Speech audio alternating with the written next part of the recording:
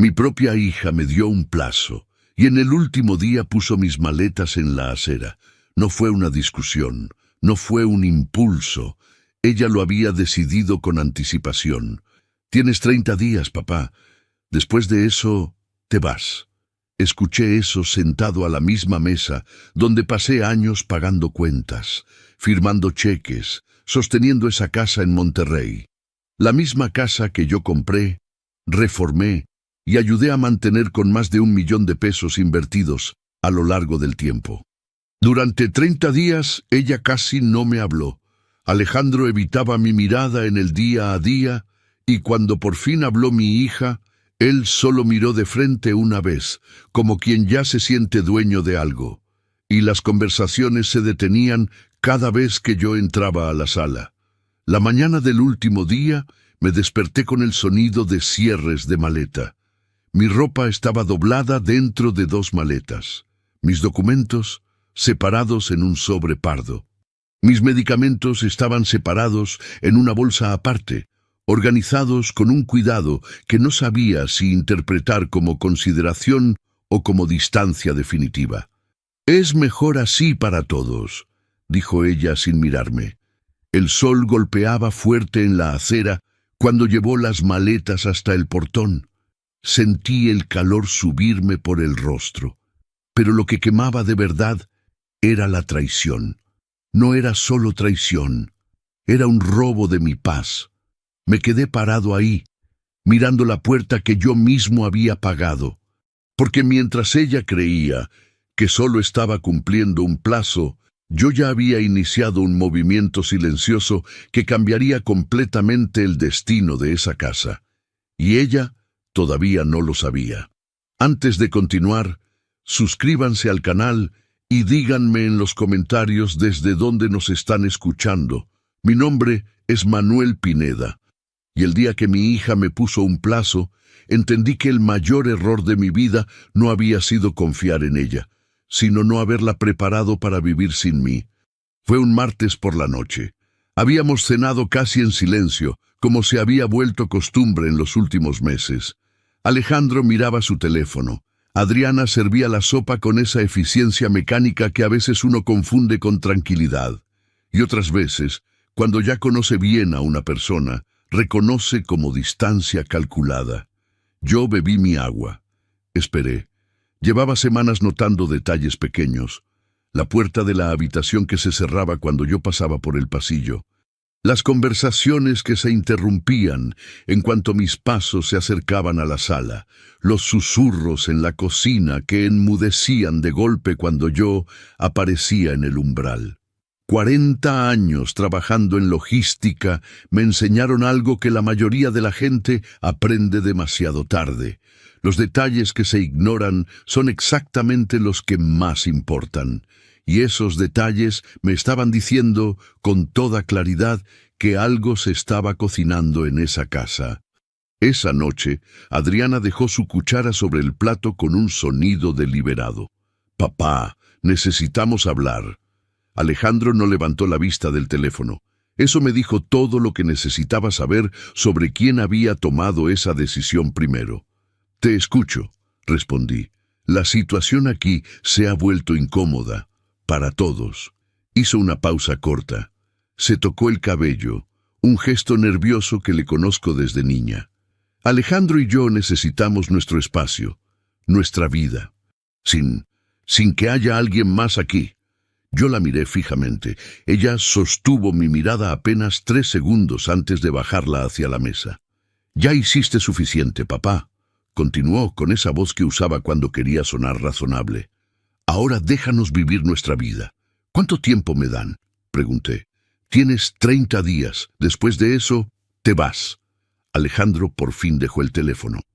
Me miró de frente una sola vez, con la expresión de los hombres que no tienen el valor de decir ellos mismos lo que ya convencieron a otros de decir por ellos. No habló, no necesitó hacerlo. Su silencio era la respuesta más honesta que había dado en años. Yo no grité, nunca he sido de gritar. Me levanté despacio, doblé mi servilleta con cuidado y la dejé junto al plato vacío. «Entendido», dije. y me fui a mi cuarto. Esa noche no me quedé despierto pensando en la traición. Me quedé despierto pensando en los números, en los documentos, en todo lo que nunca había firmado a nombre de nadie más. La casa valuada en 3.180.000 pesos.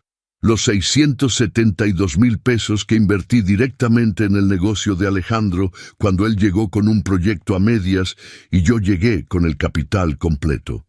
La reforma de la cocina y los baños, que costó más de 438.000 pesos y que salió íntegra de mi bolsillo, porque esa era mi casa y siempre quise que estuviera bien. Nunca firmé una donación, nunca transferí una escritura, nunca pensé que necesitaría protegerme de mi propia hija. Durante los 30 días que siguieron, la convivencia fue una obra de teatro sin ensayos ni aplausos. Adriana pasaba junto a mí como si yo fuera parte del mobiliario. Alejandro me saludaba con monosílabos secos. Las comidas se convirtieron en encuentros de miradas esquivas y cubiertos golpeando el plato sin querer.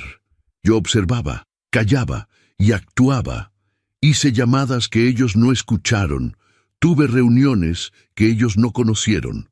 Tomé decisiones que en ese momento nadie en esa casa podía imaginar. La mañana del día 30, el sonido de los cierres de las maletas me despertó antes que el sol. Salí al pasillo. Adriana estaba doblando mi última camisa con la misma precisión con la que alguna vez le enseñé a doblar los mapas de ruta cuando era niña y viajábamos juntos en carretera. Ese recuerdo me cayó en el pecho como piedra. «Ya está todo listo», dijo, sin voltear a verme. Tomé el sobre pardo de la mesita, revisé que mis documentos estuvieran completos. Lo estaban. Hasta en eso había sido cuidadosa. Cargué las 2 maletas hasta el portón. El sol pegaba fuerte. Una vecina, que siempre fue observadora y que todavía tenía mi número desde hace años, detuvo su escoba en seco desde la banqueta de enfrente. El vecino de al lado bajó la manguera. Nadie dijo nada. Nadie necesitaba decirlo. Adriana se quedó en el umbral con los brazos cruzados. «Es mejor así para todos, papá». Yo la miré una última vez. No con rencor, con algo más difícil de nombrar. La certeza tranquila de quien ya sabe exactamente lo que va a ocurrir. «Que te vaya bien, Adriana». El portón se cerró. Levanté las maletas y caminé hacia el taxi que había pedido desde la noche anterior. Porque mientras ella creía que me estaba echando de su vida, yo ya había tomado una decisión que ella jamás imaginó. Lo que más duele de la traición no es el golpe. Es descubrir que la persona que te lo dio conocía exactamente dónde apuntar. El taxi me llevó a un hotel discreto en una zona tranquila de Monterrey. Nada lujoso, nada que llamara la atención. Una cama limpia, agua caliente y silencio. Eso era todo lo que necesitaba por ahora. Nunca fui hombre de lujo. Soy hombre de control.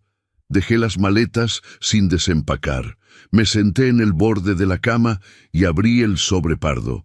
Ahí estaban todos los documentos que Adriana había separado con tanto cuidado sin saber lo que realmente contenían. La escritura de la casa, los estados de cuenta, los contratos. El papel que firmé cuando invertí en el negocio de Alejandro con mi nombre como único avalista, sin ninguna transferencia de propiedad a su favor. Los revisé uno por uno, despacio, bajo la luz amarilla del cuarto. Todo seguía exactamente como yo lo había dejado, a mi nombre, completamente a mi nombre. Hay cosas que uno aprende cuando pasa 40 años manejando logística de distribución en el noreste del país. Una de ellas es simple pero poderosa. Nunca entregues el control de algo hasta que estés completamente seguro de a quién se lo estás entregando. Yo fui generoso con mi familia, muy generoso, pero nunca fui descuidado. La casa de Monterrey la compré cuando Adriana tenía 16 años y yo todavía tenía el cabello oscuro y las rodillas buenas. 3.180.000 pesos era su valor hoy. En ese entonces la pagué mucho menos, pero cada peso salió de mi trabajo, de mis madrugadas, de mis años sin vacaciones largas, porque siempre había algo que pagar o algo que ahorrar.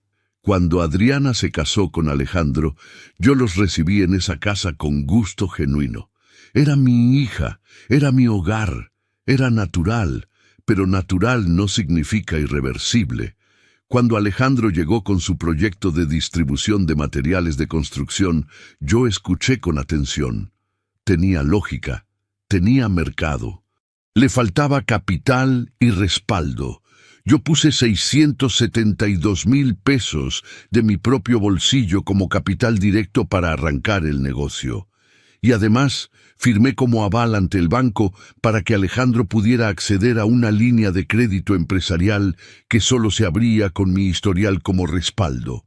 2 movimientos distintos, 2 compromisos distintos, ninguno de los dos a título de regalo. Pagué también la reforma completa de la casa tiempo después. 438,500 pesos en cocina nueva, baños renovados, fachada repintada, sistema eléctrico actualizado. Lo hice porque la casa era mía y quería que estuviera bien.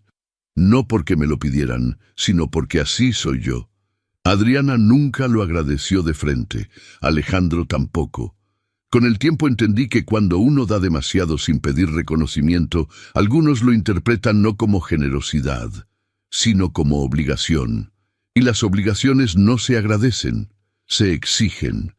Esa noche en el hotel, con los documentos extendidos sobre la cama, sentí con claridad algo que había estado ignorando durante meses. Ellos nunca me vieron como padre ni como socio.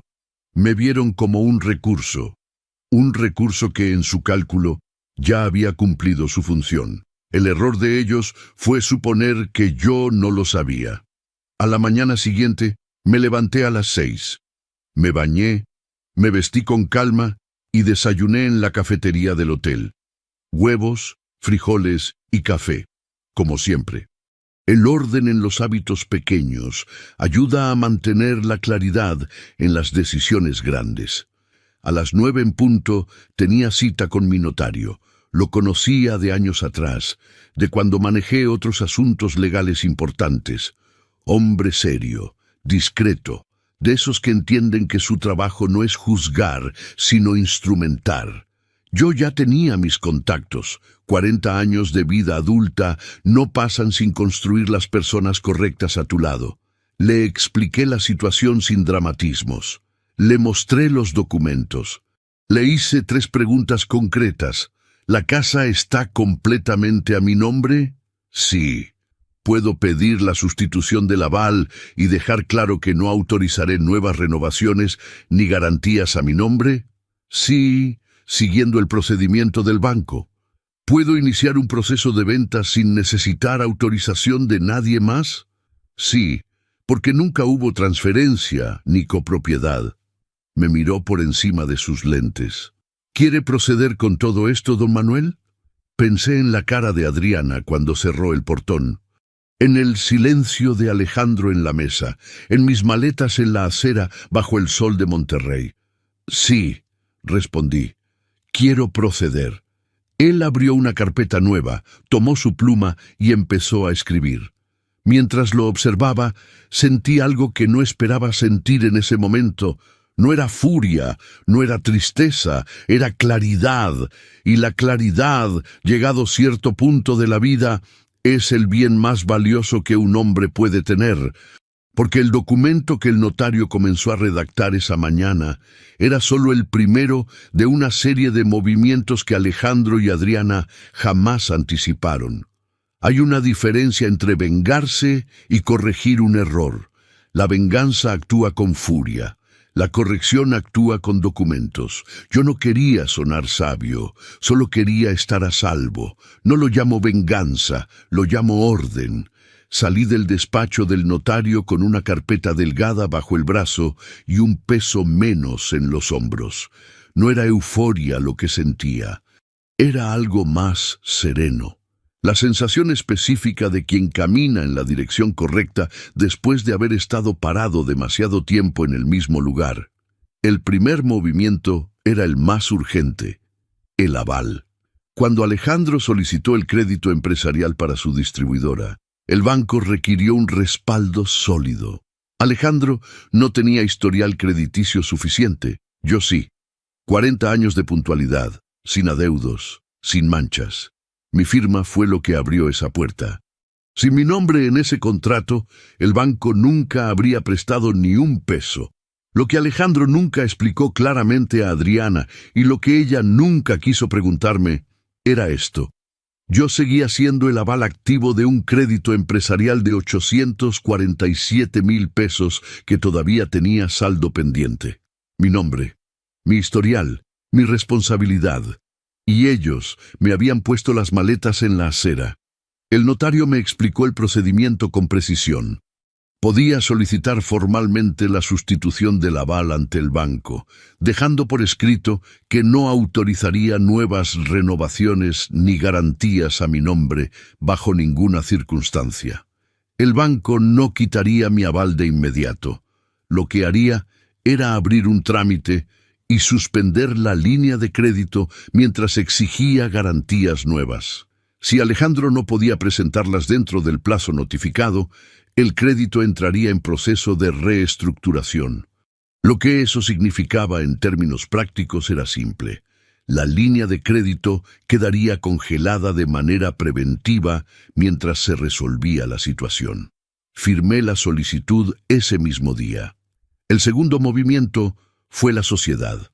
Cuando el negocio arrancó, Alejandro me propuso aparecer formalmente como socio minoritario para darle mayor solidez al perfil de la empresa ante proveedores y clientes. Yo acepté, no por interés en el negocio, sino por apoyarlo. Mi participación era del 12%, sin intervención operativa, solo como figura de respaldo. 12%, del que ahora me separé formalmente. Fue una salida limpia, documentada y sin pelear por valor. Hicimos la cesión de mi participación conforme al contrato social, con documento notariado y registro interno de la empresa. Todo dentro del procedimiento correcto. El notario gestionó los papeles con la misma eficiencia de siempre. Yo firmé sin dudar. El tercer movimiento fue el más silencioso y el más contundente. Llamé a mi asesor financiero, hombre meticuloso que llevaba mis finanzas desde que me jubilé. También era un contacto de años, alguien que conocía mis instrumentos y mis decisiones mejor que nadie. Lo puse al tanto de la situación. Le pedí que reorganizara la estructura de mis recursos, que moviera los fondos hacia instrumentos más protegidos, que actualizara los beneficiarios con instrucciones específicas. Él escuchó sin interrumpir. Al final preguntó, ¿algo más que deba saber, don Manuel? Sí, respondí. Es posible que en los próximos días alguien intente contactarlo preguntando por mi situación financiera. No está autorizado a dar información a nadie. A nadie. Hubo una pausa breve. Entendido, dijo. Alejandro recibiría un aviso del banco en cuanto el trámite quedara registrado. Pedí una comida ligera en el hotel y seguí con mi lista mientras el café se enfriaba en la mesa. Sonó mi teléfono. Era Adriana. No contesté. No por crueldad, sino porque una decisión tomada con claridad no se desarma con urgencia emocional. Sonó 3 veces más en la siguiente hora. La última fue de un número que reconocí como el de la oficina del negocio. Tampoco contesté. Guardé el teléfono, saqué mi libreta y revisé los pendientes. Quedaban 2 movimientos más. Uno legal, uno financiero. Ambos igualmente necesarios. El movimiento legal era preciso y necesario. Adriana y Alejandro seguían ocupando la casa sin contrato alguno, solo por mi autorización verbal de años atrás. Eso tenía que cambiar. El notario redactó una notificación formal en la que se comunicaba mi decisión de revocar la autorización verbal de ocupación y de iniciar, si fuera necesario, el procedimiento legal correspondiente conforme a la ley. No era una amenaza, Era un procedimiento jurídico redactado en lenguaje técnico, frío y preciso. La carta sería entregada por mensajería certificada al día siguiente. El movimiento financiero era más personal. Tenía una reserva de 1.090.000 pesos distribuida en 2 instrumentos: una cuenta de inversión a plazo fijo y un fondo de ahorro con rendimiento mensual, ambos completamente a mi nombre, sin beneficiarios que pudieran reclamar acceso sin mi autorización. Le pedí a mi asesor que reorganizara esa estructura con instrucciones claras y beneficiarios actualizados según mis deseos. Esa noche dormí mejor que en meses. El cuarto del hotel seguía siendo pequeño. La cama seguía siendo sencilla, pero la diferencia entre esa noche y todas las anteriores era concreta. Yo había recuperado el control, no con gritos, no con amenazas, con documentos, firmas y procedimientos. A la mañana siguiente, mientras yo desayunaba tranquilo, la notificación formal llegaba a la propiedad en Monterrey. Y en ese mismo momento, en la oficina de la distribuidora, el teléfono de Alejandro comenzaba a sonar con un aviso del banco que él no esperaba recibir. El negocio que había construido con mi dinero y mi nombre estaba a punto de tambalearse. Y él todavía no entendía por qué. Hay estructuras que parecen sólidas desde afuera, pero que por dentro no son más que piezas apoyadas unas sobre otras. Basta con mover una para que todo caiga. Me enteré de lo que ocurrió en la distribuidora no porque alguien me lo contara directamente, sino porque los negocios pequeños en una ciudad como Monterrey hablan solos. Los proveedores se conocen, los bancos se comunican. Y cuando una empresa empieza a tambalear, la señal llega antes que el golpe. Mi asesor financiero me llamó con un reporte breve y preciso. El banco había notificado formalmente a la distribuidora de Alejandro el plazo para presentar garantías o un sustituto del aval. Sin mi respaldo, el perfil crediticio del negocio caía de categoría A a categoría C. Lo que eso significaba en términos operativos era inmediato y brutal. La línea de crédito revolvente quedaba suspendida de manera preventiva mientras se resolvía la situación. 847.000 pesos congelados.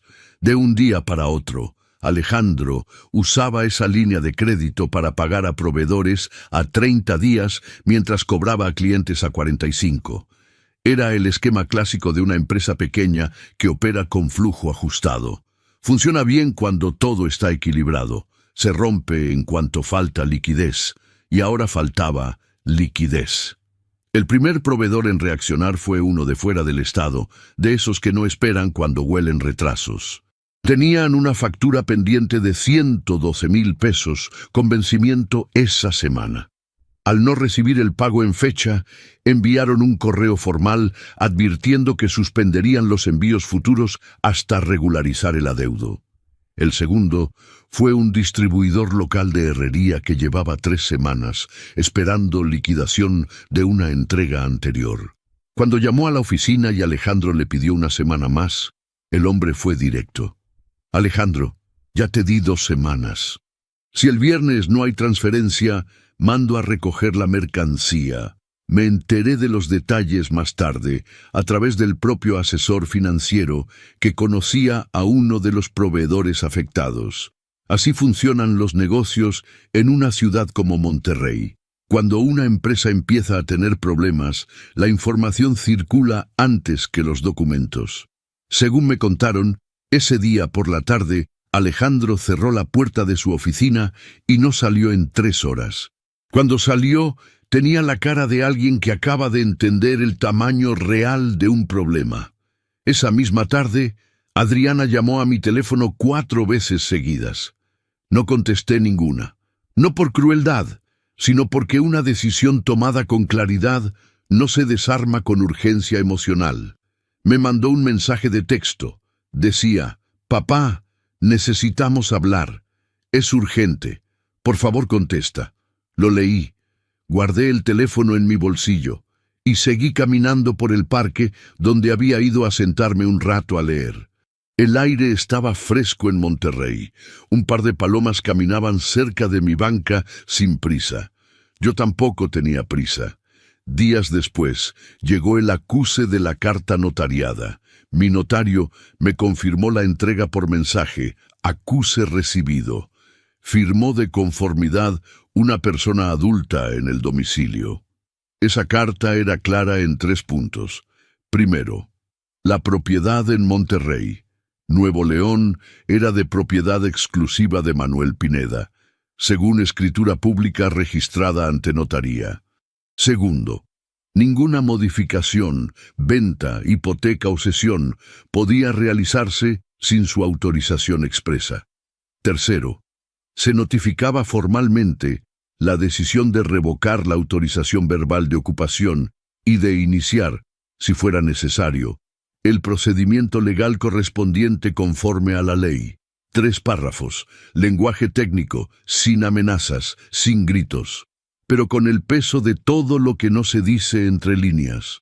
Esa noche, según me enteré después, Alejandro y Adriana tuvieron la primera discusión seria en semanas. Él le reclamó que no le había avisado sobre la situación real de los documentos de la casa. Ella le respondió que nunca pensó que su padre llegaría tan lejos. Él le dijo que precisamente ese era el problema, que ella nunca pensó. El viernes, uno de los 4 empleados de la distribuidora, el joven que manejaba los envíos, presentó su renuncia. Dijo que tenía otra oferta. Quizás era verdad. Quizás simplemente olía que el barco empezaba a tomar agua. Días después, las luces de la bodega estuvieron apagadas por primera vez desde su apertura, no porque no hubiera electricidad, sino porque no había mercancía que mover ni pedidos que preparar. Alejandro llegó solo a la oficina, se sentó frente a su escritorio y marcó mi número. Yo vi la llamada entrante, lo dejé sonar. 1 vez, 2, 3. Al 4.º timbre, la llamada se fue al buzón. No era crueldad, era consecuencia. Esa misma semana, los 3 empleados restantes recibieron su liquidación con lo poco que quedaba en caja y con la venta rápida de inventario. No era lo que merecían, pero era lo que había. Y poco después llegó una notificación preventiva del banco dirigida a mí como aval solidario, informando que el crédito seguía en proceso de reestructuración y que, de no regularizarse, podrían avanzar a ejecución. No lo decían de forma alarmista, pero entre líneas, cualquier persona que supiera leer un documento bancario entendía perfectamente lo que significaba. La casa que Adriana creyó que había ganado acababa de convertirse en el centro de un proceso legal que ella nunca imaginó que existía. El tiempo no cambia las cosas por sí solo, pero sí revela con una claridad brutal lo que cada quien construyó y sobre qué lo construyó. Ese primer mes marcó el cambio. Lo que vino después fueron semanas de consecuencias. Mi nuevo departamento estaba en una zona tranquila de Monterrey. Lo renté sin complicaciones. 2º piso, 48 metros cuadrados. Ventana que daba hacia un árbol de fresno que perdía hojas con una lentitud casi ceremonial. No era la casa que yo mismo había diseñado con el arquitecto años atrás, pero era mío de una manera diferente, más limpia, sin historias encima. Me levanté ese primer mes a las 6 de la mañana todos los días. Me preparaba café, abría la ventana y escuchaba el árbol. Leía el periódico en papel, como siempre. Salía a caminar 40 minutos. Regresaba, desayunaba, revisaba mis documentos. Era una vida ordenada, silenciosa y sorprendentemente ligera. No era lo que Adriana imaginó cuando puso mis maletas en la acera. Ella, estoy seguro, pensó que yo estaría devastado, que llamaría suplicando volver, que el golpe emocional me doblaría de una manera que los años y el orgullo no me dejarían recuperar fácilmente. Me conoce menos de lo que cree. Mientras yo caminaba cada mañana, la propiedad en Monterrey vivía una realidad completamente distinta. Lo supe por distintos canales. El notario me mantenía informado de los movimientos legales. Mi asesor financiero monitoreaba las notificaciones bancarias relacionadas con el crédito. Y una vecina que siempre fue observadora y que todavía tenía mi número desde hace años, me llamó una tarde. «Don Manuel, no sé si es mi lugar decirle esto. Dígame, es que la Adriana la he visto muy mal. Ayer estuvo llorando en el jardín como media hora y el Alejandro salió muy temprano con una caja de cosas de la oficina. Grande, como de mudanza. La bodega de la distribuidora había cerrado definitivamente. Los proveedores tenían adeudos pendientes por 240,000 pesos en total. El crédito bancario seguía en proceso de reestructuración sin resolución a la vista. Alejandro había pasado de ser el hombre que quería independencia financiera a ser un hombre con deudas, sin negocio y sin el respaldo del único nombre que alguna vez le abrió puertas. El mío. Adriana lo sabía. El notario me confirmó que ella había llamado a su despacho preguntando por opciones. Él fue correcto y profesional. Le informó que cualquier decisión sobre la propiedad dependía exclusivamente del propietario registrado, es decir, de mí. Fue una tarde entre semana cuando vi el nombre de Adriana en la pantalla de mi teléfono. La primera vez lo dejé sonar. La segunda, algo me hizo no silenciarlo del todo. A la tercera llamada contesté. «Bueno». Silencio breve. Luego una voz que reconocí de inmediato, aunque sonaba diferente. Más apagada, más pequeña. «Papá». No respondí de inmediato. Escuché la respiración al otro lado, irregular, contenida. «Papá, necesito verte, por favor». Afuera de mi ventana, el fresno movía sus ramas con el viento frío. Una hoja se desprendió y cayó despacio, girando, hasta desaparecer de mi vista. «Está bien», dije finalmente. «¿Sabes dónde estoy?» Corté la llamada. Esa tarde limpié el departamento con calma. Acomodé los libros del librero por tamaño, como me gusta. Preparé una jarra de agua fresca con limón. Puse 2 vasos en la mesa pequeña junto a la ventana. No era un gesto de bienvenida calculado. Era simplemente quien soy.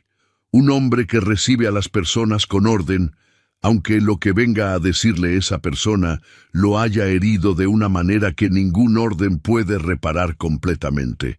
Al día siguiente llovía. Una llovizna fina que llegó sin avisar y sin comprometerse a nada. Las calles se oscurecieron un poco. Los colores se apagaron. El sonido de los pasos cambió sobre el pavimento mojado. Yo estaba sentado junto a la ventana con mi café cuando escuché el motor de un coche que se detenía abajo. Luego, pasos en la escalera. Lentos, como de alguien que camina hacia algo que no sabe cómo enfrentar. El timbre sonó una vez. Me levanté sin prisa. Caminé hasta la puerta. Puse la mano en la manija. Y antes de abrirla, respiré profundo. No de nerviosismo, sino de la conciencia plena de que lo que ocurriera del otro lado de esa puerta definiría, de una vez y para siempre, el tipo de relación que tendríamos de aquí en adelante. O si tendríamos alguna. Abrí la puerta. Adriana estaba ahí, con los ojos rojos, la ropa mojada por la llovizna, y una expresión que en todos los años de su vida nunca le había visto. Hay palabras que uno espera escuchar toda la vida, y cuando finalmente llegan, ya no significan lo que uno pensaba que significarían. La hice pasar. No la abracé, no la invité a sentarse con efusividad. Simplemente me aparté del umbral y señalé la silla junto a la ventana. Ella entró despacio, mirando el departamento como quien entra a un lugar desconocido, aunque reconoce los objetos. Mi sillón de lectura, el librero ordenado, la cafetera italiana sobre la estufa, cosas que había visto toda su vida en distintas habitaciones de distintas casas, cosas que nunca valoró hasta que dejaron de estar en la suya. Se sentó, dejó el bolso en el suelo, se quitó la chamarra mojada y la colgó en el respaldo con un gesto automático. Sus manos temblaban levemente, no de frío. Yo me senté frente a ella. Puse los 2 vasos de agua sobre la mesa. No dije nada. Adriana miró el agua, luego me miró a mí. Y entonces, sin anuncio, sin preparación, comenzó a llorar. No fue el llanto controlado de quien quiere parecer arrepentido. Fue el llanto feo y ruidoso de quien ya no puede sostener el peso de lo que cargó demasiado tiempo. Los hombros encogidos, la respiración entrecortada, las manos tapando la cara como si pudiera esconderse dentro de ellas. Yo la observé, sin moverme, sin hablar. Esperé. Cuando el llanto se fue calmando, ella tomó el vaso de agua con ambas manos y bebió despacio. Se limpió los ojos con el dorso de la mano. Se acomodó el cabello hacia atrás. «Papá», empezó con la voz todavía rota. «Yo no quería que llegara a esto». Silencio. «Fue Alejandro», continuó. «Él me convenció de que necesitábamos ese espacio, que mientras tú estuvieras en la casa nunca íbamos a crecer como pareja, que siempre habría una dependencia, una deuda emocional que nunca nos dejaría ser libres». Escuché cada palabra con atención, no para encontrar en qué contradecirla, sino para entender exactamente lo que me estaba diciendo y lo que no.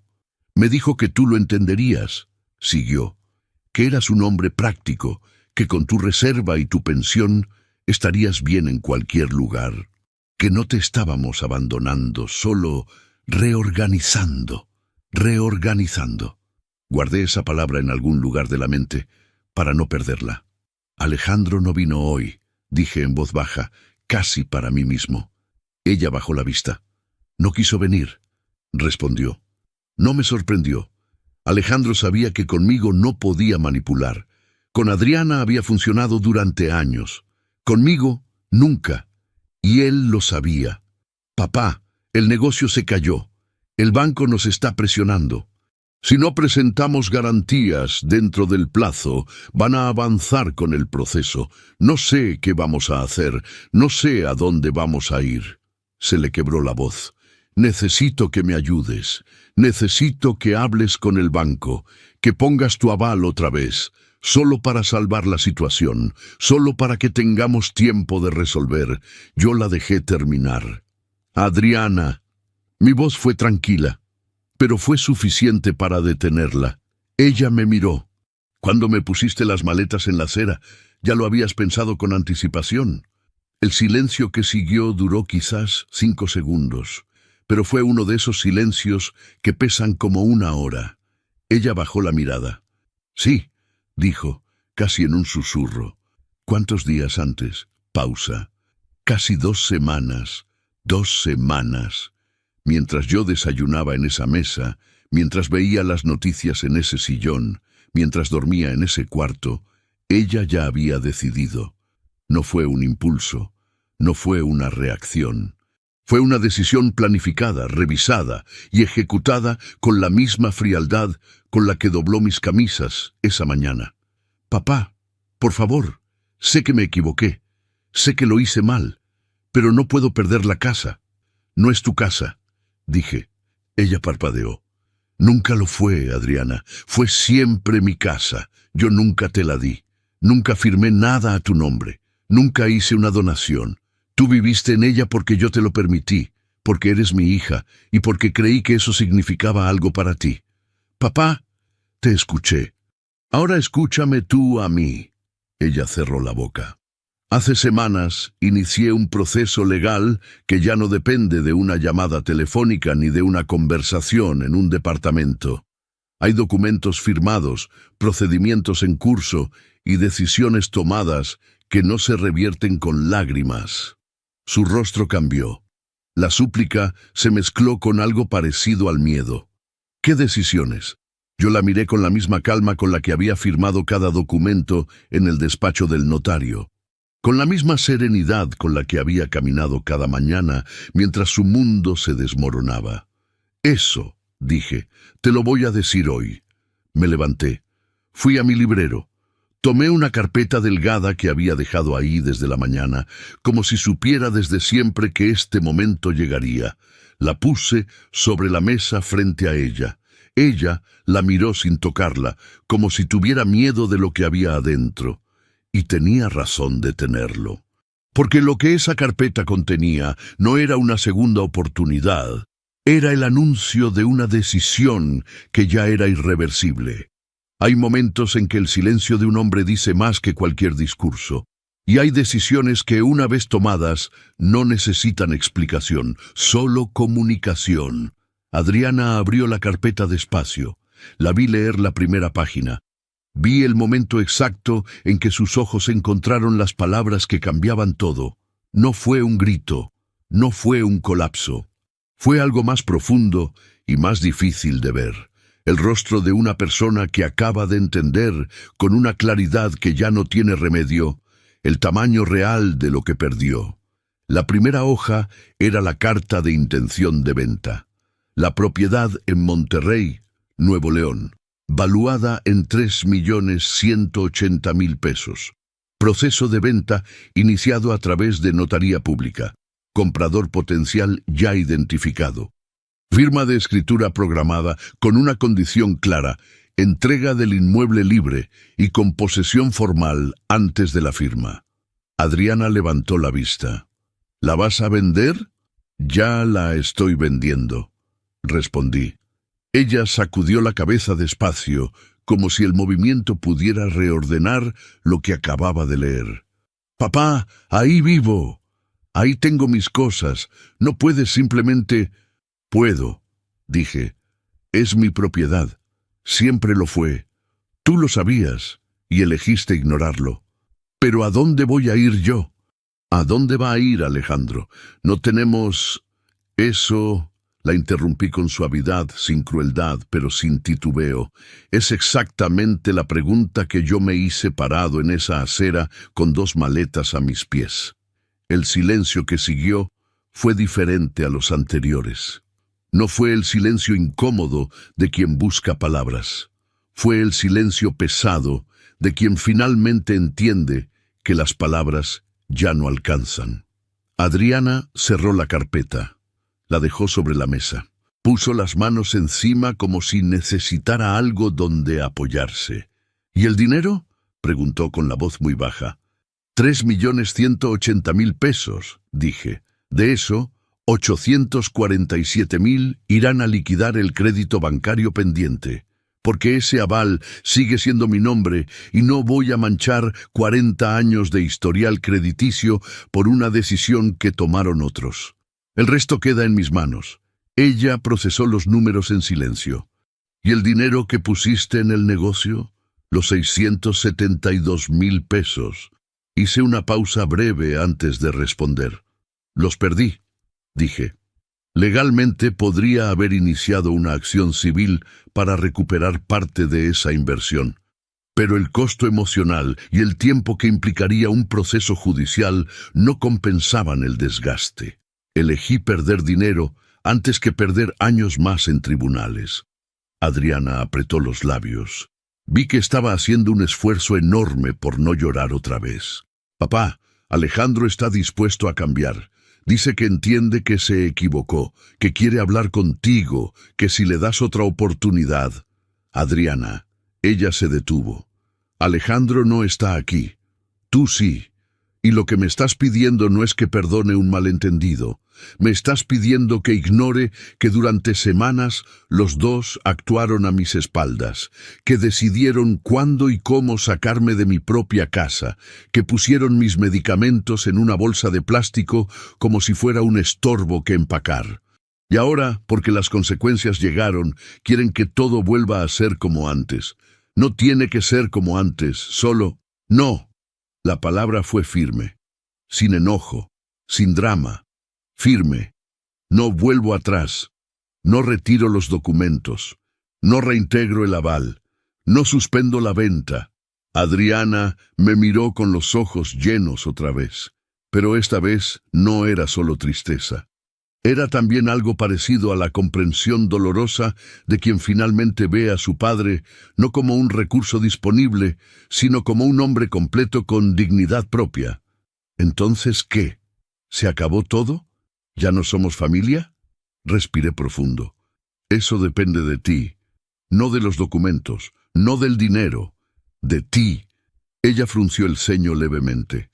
Yo no dejé de ser tu padre el día que cerraste ese portón, continué, pero dejé de ser el hombre que acepta cualquier trato con tal de mantener la paz. Eso se terminó. ¿Qué quieres entonces? Nada que puedas darme hoy, ni mañana. El respeto no se negocia en una tarde lluviosa cuando las cosas ya salieron mal. Se construye, despacio, con hechos, no con palabras de emergencia. Adriana tomó su chamarra del respaldo de la silla. Se levantó despacio. Recogió su bolso del suelo. Estaba a punto de caminar hacia la puerta cuando se detuvo. ¿Y dónde vamos a vivir? Tienen ingresos, tienen edad y salud para trabajar, tienen opciones. Hice una pausa. Igual que yo tenía opciones cuando me dejaron en esa acera. Ella asintió. Un movimiento pequeño, casi imperceptible. Pero fue el primer gesto genuino que le vi desde que entró por esa puerta. Sin cálculo detrás, sin estrategia, solo una hija que finalmente escuchó a su padre. Caminó hasta la puerta. Puso la mano en la manija. Se detuvo una vez más, sin voltear. ¿Puedo llamarte? Yo consideré la pregunta con honestidad. Sí, respondí, cuando quieras hablar. No cuando necesites algo. Ella asintió de nuevo. Abrió la puerta, salió al pasillo. Sus pasos bajaron la escalera despacio, desapareciendo entre el sonido de la llovizna que seguía cayendo afuera. Yo me quedé parado en el centro del departamento. No sentí alivio inmediato. No sentí victoria. Sentí algo más honesto y más difícil de nombrar. La sensación específica de un hombre que acaba de decir exactamente lo que tenía que decir, de la manera en que tenía que decirlo, en el momento en que tenía que decirlo. Sin gritar, sin humillar, sin manipulación, solo la verdad, dicha con calma, sostenida con hechos. Mañana el notario confirmaría la firma de escritura. Y yo, por primera vez en muchos años, no sentiría que perdía algo. Sentiría que me estaba liberando de algo que hacía tiempo había dejado de ser un hogar para convertirse en una mentira bien decorada. Hay libertades que uno no sabe que perdió hasta que las recupera. Y hay pérdidas que con el tiempo resultan ser el mejor regalo que la vida pudo haberle dado. La firma de la escritura fue una mañana entre semana. El despacho del notario olía a café recién hecho y papel. Luz blanca entrando por las ventanas altas. El comprador era un matrimonio joven, él ingeniero, ella arquitecta. Me dieron la mano con firmeza. Tenían planes para la casa. Querían ampliar la terraza trasera y convertir el cuarto del fondo en estudio. Yo les deseé suerte con genuina sinceridad. Antes de la firma, Adriana había entregado voluntariamente la posesión del inmueble. Fue doloroso, pero lo hizo antes de que el proceso escalara. Sin escenas, sin resistencia. Solo las llaves en un sobre y la puerta cerrada por última vez. Eso también me dijo algo sobre ella. Que en el fondo, cuando no había más opciones, sabía reconocer la realidad. Firmé donde me indicaron. 3.180.000 pesos. 40 años de trabajo convertidos en números sobre un estado de cuenta. El notario me entregó el comprobante de transferencia con su eficiencia de siempre. Yo lo doblé con cuidado y lo guardé en el bolsillo interior de mi saco. Salí a la calle sin mirar atrás. Caminé sin rumbo fijo durante un rato. Las calles del centro de Monterrey a esa hora tienen un ritmo particular. Gente que va al trabajo, comercios que abren, el olor a pan en alguna esquina, el sonido del tráfico mezclado con voces y música saliendo de algún local. Me senté en una banca del centro. Saqué el comprobante del bolsillo. Lo miré. No pensé en la casa. Pensé en la mañana en que la compré, con las manos temblando de emoción mientras firmaba el primer contrato grande de mi vida. Pensé en mi esposa Carmen, que ya no está, caminando por esos cuartos vacíos antes de que llegaran los muebles, imaginando en voz alta cómo quedaría todo. Pensé en Adriana de niña, corriendo por el jardín con los zapatos llenos de tierra. Esos recuerdos eran míos. Nadie me los había quitado. Nadie podía. La casa era madera, concreto y vidrio. Los recuerdos eran otra cosa completamente. Con los 847,000 pesos liquidé el crédito bancario en su totalidad. El crédito aún estaba en proceso de reestructuración cuando llegó la venta. Actué antes de que avanzara a ejecución. Mi nombre quedó limpio, sin adeudos, sin vínculos, sin avales pendientes. 40 años de historial crediticio intactos como siempre estuvieron. El resto lo distribuí con la metodología que mi asesor financiero y yo habíamos planeado semanas atrás. 1.180.000 pesos en un fondo de inversión a mediano plazo, con rendimiento mensual. 580.000 en un instrumento de renta fija a 3 años. Los 573,000 pesos restantes quedaron disponibles en cuenta corriente para gastos y liquidez inmediata. Sumado a lo que ya tenía reorganizado antes de la venta, ahora contaba con una estructura financiera sólida, sin deudas y sin compromisos con nadie, sin extravagancia, sin miedo, que es exactamente la combinación que uno busca a cierta edad. Alejandro dejó Monterrey semanas después. Me enteré por la misma vecina observadora que siempre me tenía al tanto. Dijo que se fue con cajas a casa de su madre en otra ciudad, que Adriana no se fue con él, que hubo discusiones fuertes los últimos días antes de que la pareja compradora llegara a tomar posesión del inmueble, ya libre tal como se había acordado en la escritura. No sentí satisfacción al escucharlo.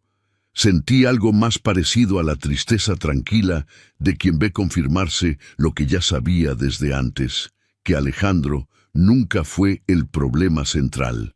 El problema central fue la decisión que Adriana tomó de elegirlo a él sobre su propio padre. Esa decisión la tomó ella, con plena conciencia. 2 semanas antes de poner mis maletas en la acera, Adriana me llamó un domingo por la mañana, semanas después de su visita al departamento. No llamó pidiendo nada, solo habló. Me contó que estaba buscando trabajo, que había hablado con una conocida que tenía una agencia de diseño, que estaba pensando rentar un departamento en una zona más accesible. Yo escuché. Al final le pregunté cómo estaba durmiendo. Hubo una pausa. Mejor, dijo, aunque todavía no bien del todo. Eso mejora, respondí. ¿Cómo lo sabes?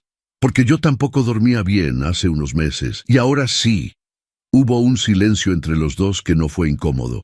Fue el silencio de 2 personas que se conocen bien, que se han lastimado y que están encontrando despacio y sin forzarlo la manera de seguir hablándose sin pretender que nada pasó.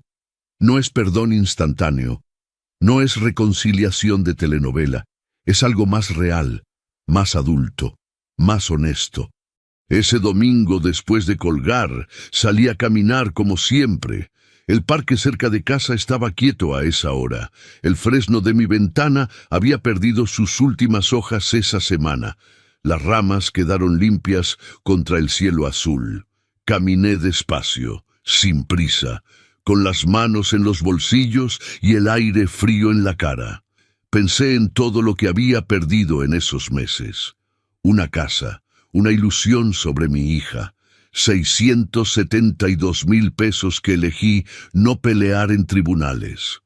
La idea de que la familia que uno construye tiene la misma solidez que los muros que uno paga. Luego pensé en lo que había encontrado. Claridad, control, orden, el derecho de tomar mis propias decisiones sin pedirle permiso a nadie ni justificarme ante nadie. La certeza de que con salud, con recursos y con la mente despierta, un hombre puede empezar de nuevo sin que eso sea una derrota. Entendí que el respeto no se pide, se sostiene.